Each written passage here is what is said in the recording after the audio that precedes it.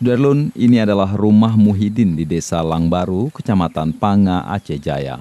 Berukuran 3 kali 5 meter, rumah ini ditempati oleh 7 orang dan hanya diterangi lampu teplok saat malam hari. Rumah beratapkan daun rumbia ini sebagian telah bocor dan konstruksi dindingnya mulai miring. Satu rumah lainnya dengan kondisi tak jauh berbeda juga di Desa Langbaru ditempati Ainul Mardiah.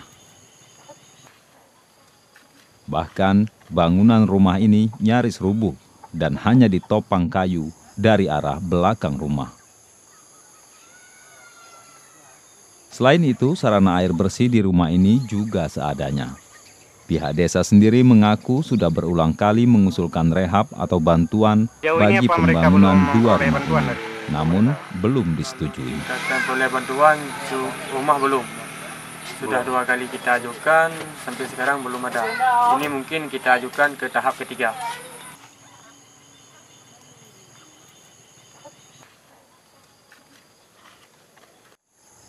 Dari Calang, Saadul Bahri, Serambi On TV.